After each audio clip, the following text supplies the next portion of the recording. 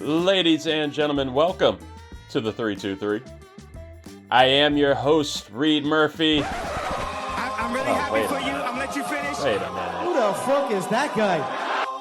Look at me, Joe. It's still me. Welcome to the fucking show. Fuck Scott. Yeah, fuck him.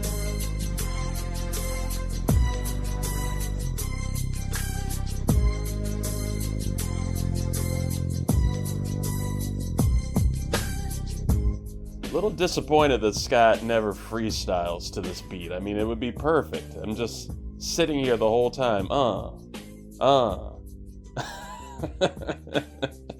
Good morning, everybody. Welcome to the 323 Network's College Shame Day. I, of course, am not Scott Elia. Sorry. Apologies to those who, look forward to that beautiful Caucasian awareness and expertise in college football every week. He can't help getting sick. It's terrible here in Virginia. The weather is just all over the place. It's cold one day, hot another, then it's back to freezing, and then it's colder and it's colder and it's colder. Sometimes you wind up in a gym that's 59 degrees all day, and then you get sick. That might have been him. That could have been me. Who knows? We're all over the place here at the 323 Network, but I am the guy who got cut off at the beginning of every single show, Reid Murphy. I am your host today. I'll be filling in, trying my best to get a little updated in college football. I mean, this is the guy, Scott Elia, at 323 College Shame Day, is the one who keeps me up to date and is my expertise that I look to for all things college football. I'm going to try to do my best and hold down the fort today because this is a big show. It's usually, of course, every Saturday morning that College Shame Day comes out. Today you're getting it on a Friday afternoon because this Friday, December 20th, 2024, is the beginning, the huge beginning of the expanded college football playoff. Yes, we're here. We made it, and it's going to be insane. There's so much to look forward to. I've been going through the notes. I've been trying to get, up to speed on everything that's going to be happening here in the CFP this season. We have some awesome potential Cinderella teams. And that's the even cooler thing.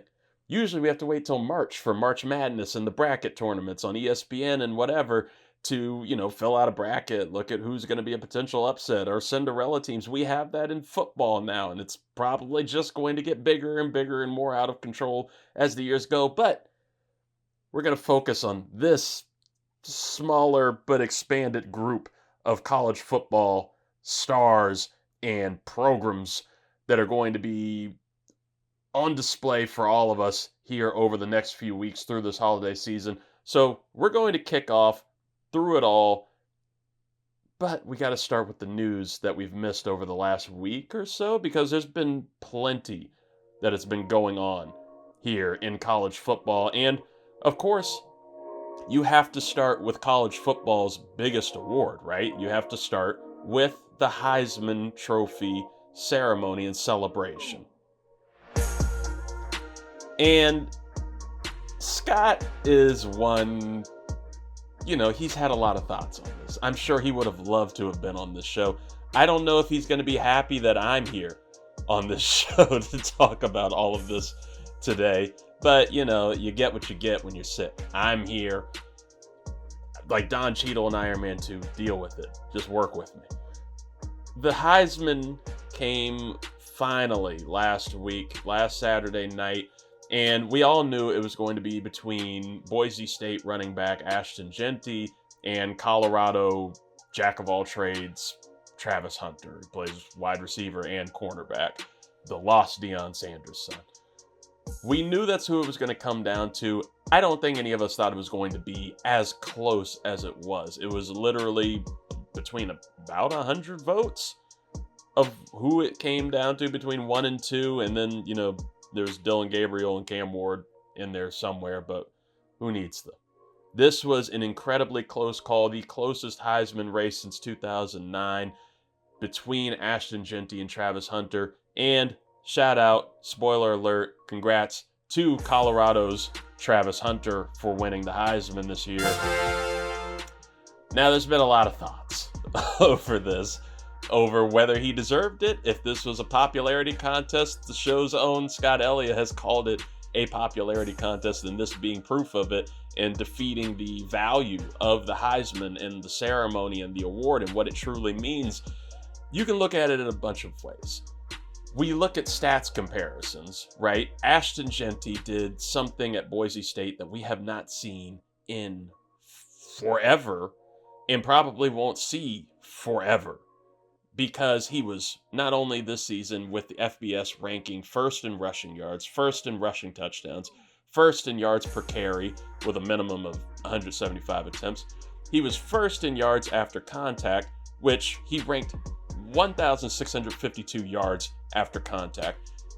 He also averaged 4.8 yards after contact, which was, of course, first in the FBS, and he forced 111 missed tackles, which of course was first in all FBS rankings. It is a running back season unlike any that we have seen in years, and one that we're not going to see for a long time. His competition, however, was Travis Hunter at Colorado, who has been, a talent. He's been all over the place, literally playing offense and defense. We've been kind of enamored with this in sports recently and a little bit spoiled. We get this in baseball with Shohei Ohtani being able to pitch and hit at a incredible and masterful level. Travis Hunter has been playing really, really good to great football for Colorado over these last couple of years, and particularly this season. You compare the stats here.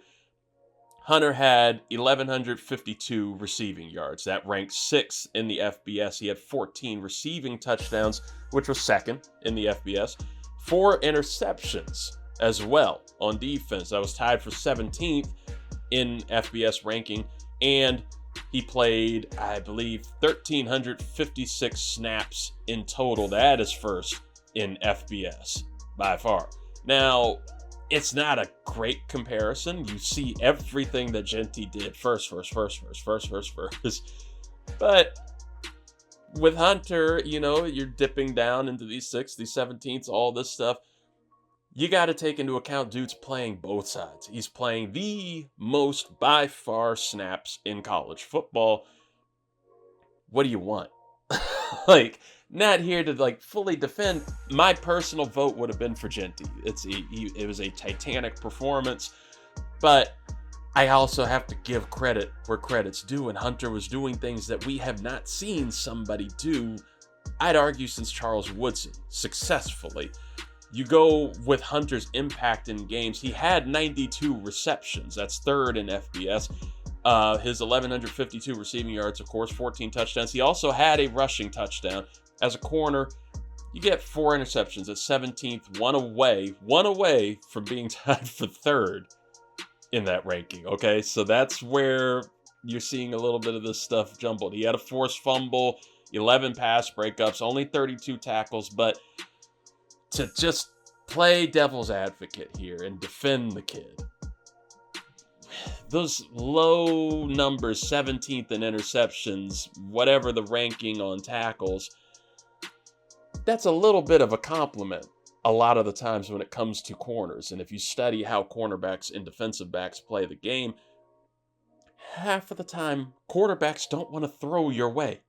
If you're going to be a menace towards them, quarterbacks don't want to throw over there. You're not going to see a lot of action if you're shutting down half of the field. So you can't help not getting a certain amount of tackles, not getting a certain amount of interceptions or chances to make plays like that if the offense is having to tailor itself to not going towards you and to avoid you. So you have arguments on both sides. Ashton Jeanty's stats speak for themselves completely. He's also literally the boogeyman, Michael Myers, the way he stands up. He is an icon of college football. Travis Hunter is an icon of college football too. I think this race deserved to be the closest that it has been since 2009. Congrats to them both.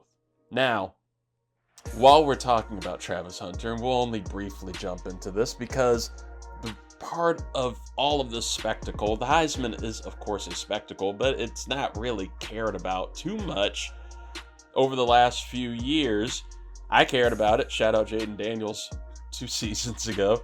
But when it comes to trying to get young people and kids that are in college who don't give a shit about Colorado or give a shit about Boise State, to make this such a highly rated event in Travis Hunter is a lot of the spectacle surrounding him. He is a incredibly online person, an incredibly viral dude. He's on Twitch, streaming all the time, talking to fans while playing video games all the time. A wonderful, happy kid with an incredible speech that he gave during the ceremony. But it's been a lot of other stuff that's been surrounding him and making the news and making things go viral, particularly with him and his fiancé, Leanna Lenee. And we're not going to dive into it too much. Maybe that's something for the main show. Maybe that's something for our online exclusives. But here on College Shame Day, I'll try to stick to the sport. I'm not going to pretend like I know the kid or his personal life. What goes on in his and Leanna's life is their business, and their love is their love. She's gone on the defense online, and he's turned off comments on Instagram. But we live in a time where everything and everyone is more public and online than ever before. Moments like the post-game confrontation between the two where he was hyped up and she seemed to be upset about something. There were eagle eyes pointing to a moment when he was chirping at the crowd. Moments like the Heisman announcement and her being prompted by Coach Prime to stand up. And moments like the viral Adidas photo shoot where people believed she was complaining about being there while Hunter was doing photo ops with fans.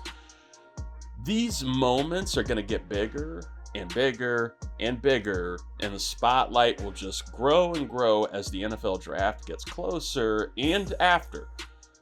I fully believe that Travis Hunter has the perfect support system behind him in somebody like Coach Prime, Deion Sanders, a legend of the game, a legend of college football who very famously wore a top hat and tux to the draft and showed up with a 0.0 GPA because he knew what he was doing. He knew that this was a business and he knew how to navigate it. He knows how to navigate and mentor these young dudes.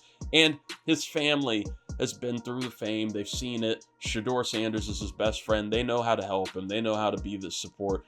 They don't need us, me and Scott and whoever from the network and folks like Shannon Sharp and Bow Wow throwing shots, and Bow Wow, of all people, throwing shots and potentially spreading misinformation or elevated TikTok rumors while the couple themselves fight for their own reputations online. I will say just this, since it's in proximity to the whole situation, to all folks, not just Travis and Leanna, but all folks, especially young dudes, still figuring themselves out and learning to love themselves while trying to love another. Protect your peace. Give yourself respect. It's important. I know it. We've all seen it here at the network. You can love someone and want the world for them and with them, but if they aren't giving you that same energy and bringing you down in the moments that you're lifted or you want to be uplifted, and they can't give you respect back when you truly are devoting that energy to them and instead are trying to tear you down or keep you at a certain level in a way that impacts your growth because they aren't trying to grow with you or whatever. Like people have insinuated in this situation between Travis and Leanna, show yourself the love and the respect that you deserve. Get out and move forward. And if you feel full confidence in that partnership and that love and what you and your person are trying to grow in spite of what randos and occasionally Hall of Famers online and Bow Wow, despite what they're saying, And we all know Bow Wow just gets in all of our fucking business. Fuck them. Do your thing with your person. Stay strong, and y'all will succeed and be in a better place after the storm. So once again, congrats to Travis Hunter on the Heisman, and hopefully a phenomenal future. We move forward with just a little bit of other news, because there's not too much happening in college football, and I want to save some for Scott. We had the transfer portal, though. The transfer portal, as much as we could talk about how wild and insane it all is through NIL, there has been some big movements, especially on the quarterback front in the transfer portal. Biggest one so far has been John Mateer, number one quarterback in the portal. From Washington State, he's transferred over to Oklahoma. It follows his offensive coordinator from Washington State, Ben Arbuckle. 2024, the two produced 3,965 total yards of offense and a whopping 44 touchdowns, both on the ground and through the air. Mateer also completed an impressive 65% of his passes while averaging just over 14 yards per completion. It's a huge get for Oklahoma. And maybe what they need to, get the Sooners and that program back into the relevance that it had some years back when, Baker Mayfield was leading on his Heisman campaign. We also had Miller Moss, former USC quarterback. I say former USC quarterback. He is expected to fully commit to Louisville. Moss had 18 touchdowns, 9 interceptions in 9 games as a starter at USC. He has NFL upside. We've been seeing that for a while, and seems like the ideal fit for head coach and Sunday hangover voice, Jeff Brom, who has produced back-to-back 3,000-yard passers with the Cardinals. Both were veteran transfer additions like Moss, so, he was a first-year starter with the Trojans in 2024. This could be the perfect fit, a perfect storm to create something big over there in Louisville. Louisville? Take your preference.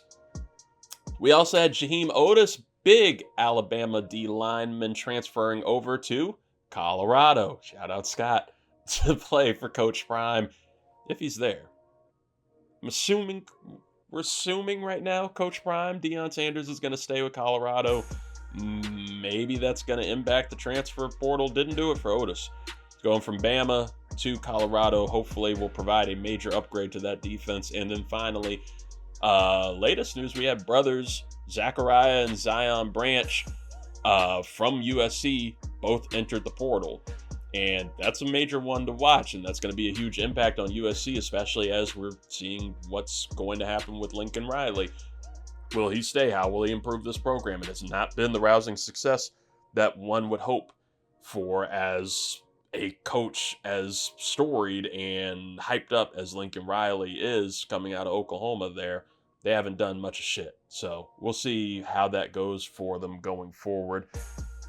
And then finally, this is the playoff. We're getting to the playoff, but we've also started bowl season. Bowl season came early for us, I guess around the same time. There's so many bowl games, and we're still trying to figure out how can we get a bowl game? We've seen all these wildly ridiculous names. My favorite still, the Idaho Mashed Potato Bowl.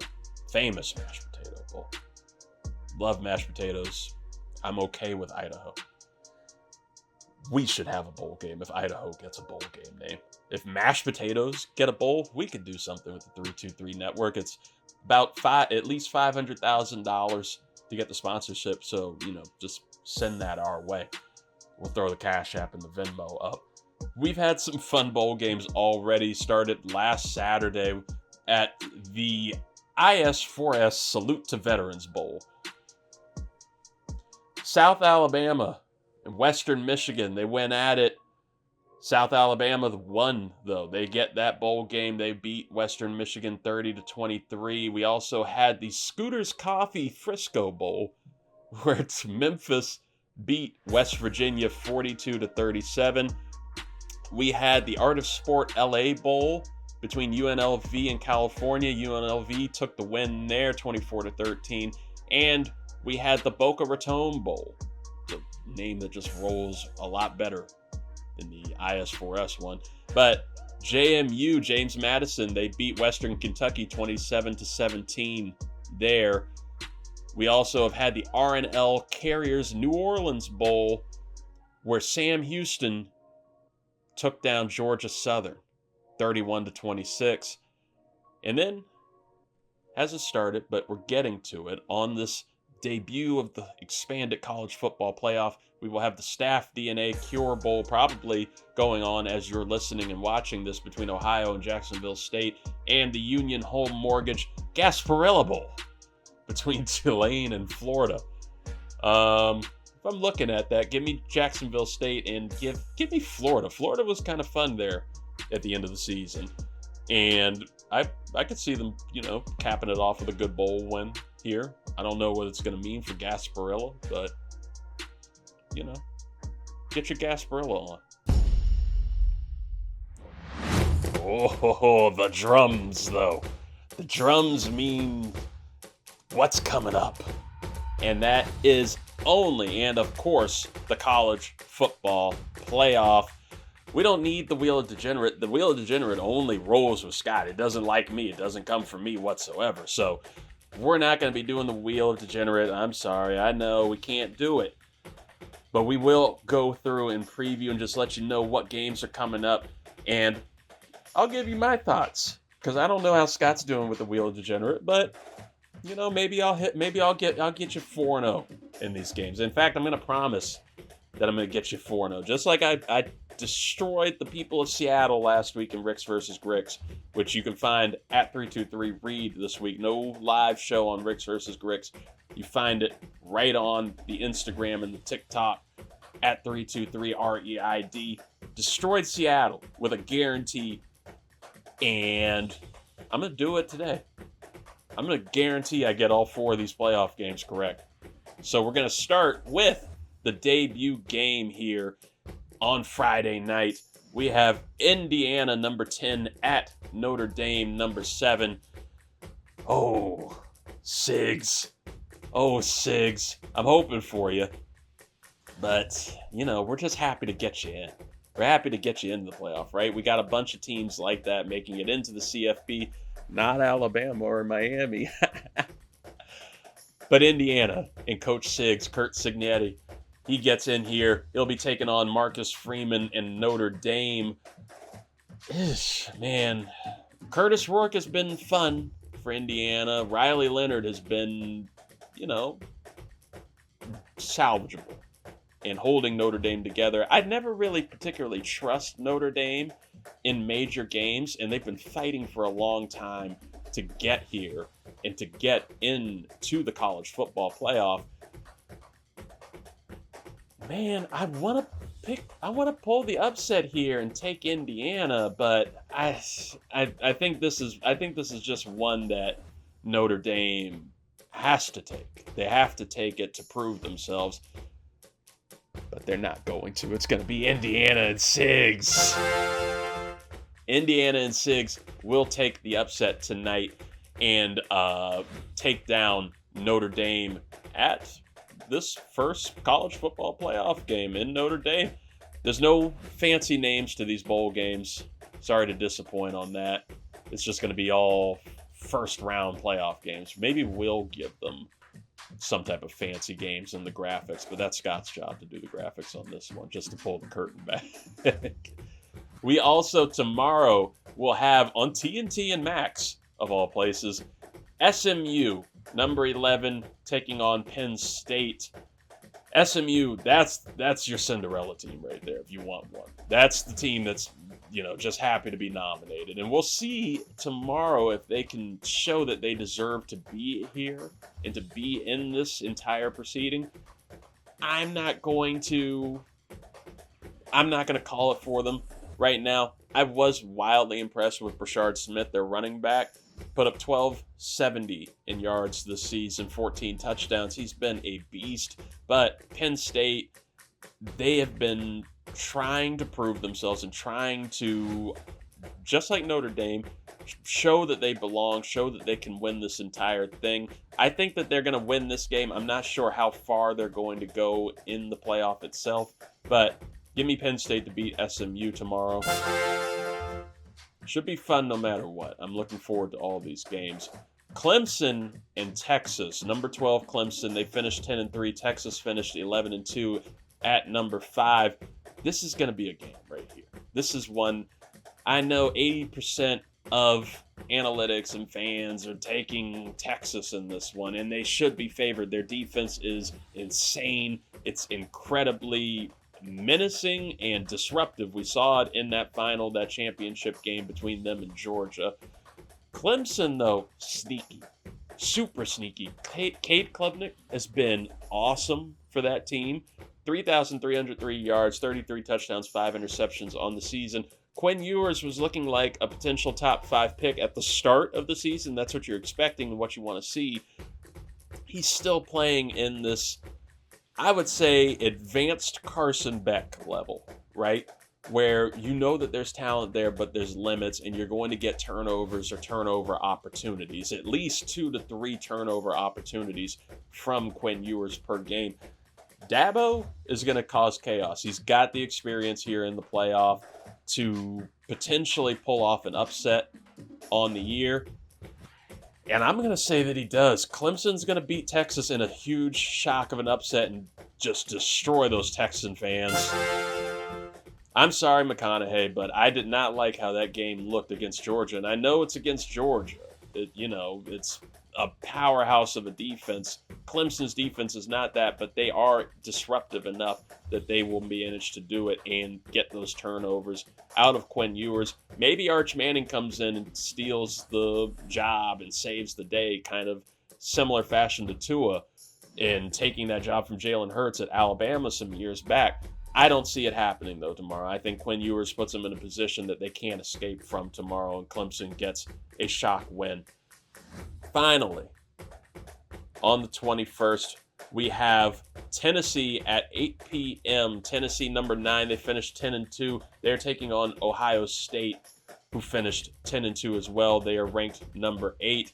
This is a massive game for Ohio State. This is a massive playoff for Ohio State, and especially for Ryan Day, who my prediction at the beginning of the season is that they lose. They lose big. Ryan Day gets fired, and you see him for the fraud that he is. We see the shadows of legendary coaches. Urban Meyer was the predecessor. You get a few good years where you're looking like you're that same guy, and then, those commits leave, they get into the NFL, things change, and you're really in command. Ryan Day fully takes over the team, and it starts to show falters. That has been beginning to happen for a few years. It's really set this season. And that loss to Michigan? Come on, State. Come on, Ryan Day. Like, you can't even get it in their down year. You can't beat Michigan then. Jim Harbaugh's gone. What are you afraid of? And then Will Howard is good.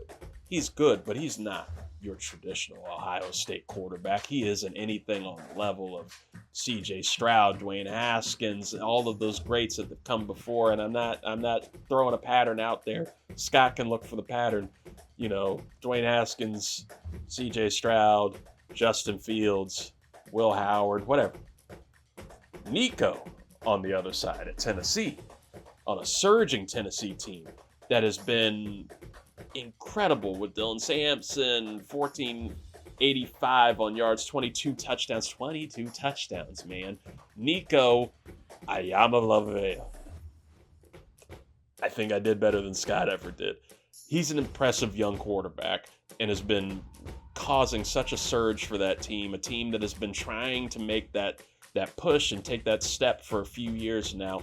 I truly believe Tennessee can pull this one off, maybe make a wild surge as they get deeper into the playoff.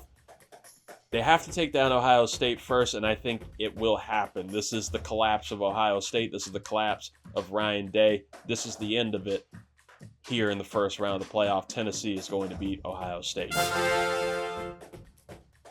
I didn't want to spoil it all for you, Can't. I don't want to be that guy just spoiling the entire thing for you. But that's what's going to happen. Indiana is going to beat Notre Dame. Shout out Sigs. Penn State will beat SMU. Clemson is going to beat Texas. And Tennessee will beat Ohio State. All of these matchups are going to be seen again later. These winners that I've just pulled for you, they will take on Boise State on the New Year's Eve game. And then you have the New Year's Six on January 1st, 2025, where we will once again see our other leaders here in the playoff, Arizona State, Oregon, and Georgia. I got Georgia takes for when Scott gets back too. Again, because I'm not going to do it right now because I'm in control and I can let the ego run wild. But I might have been wrong about Georgia during the preseason predictions. I'm not wrong about Ohio State and Ryan Day. I won't be wrong. I won't allow myself to be wrong there. But I might have been wrong about Georgia. But I'm not admitting that today. I'm just saying might. Folks, we got an awesome weekend. An awesome weekend of games. We're getting NFL games and college football playoff games at the same exact time. We had to take a break. We had to breathe on Ricks versus Gricks and all of that in order to enjoy this weekend. And then, we'll talk about it Monday going into the Christmas Ricks versus Gricks. But for now, I want you to enjoy this weekend. Have a very shameful time sitting on the couch watching all of these games all Saturday. Be safe. Let everybody know you love them. Have a very happy holidays as they're all hitting at the same time. Happy Chinooka, Smokey Robinson. Again, follow me at 323 Reid at 323 REID on all social media, and follow at 323 College Shame Day to find Scott Elia wherever he is. Tell him you hope he feels better. And get all these great updates and all the great college football news and expertise from him that you can get. Stay safe, everybody, and have a shameful weekend.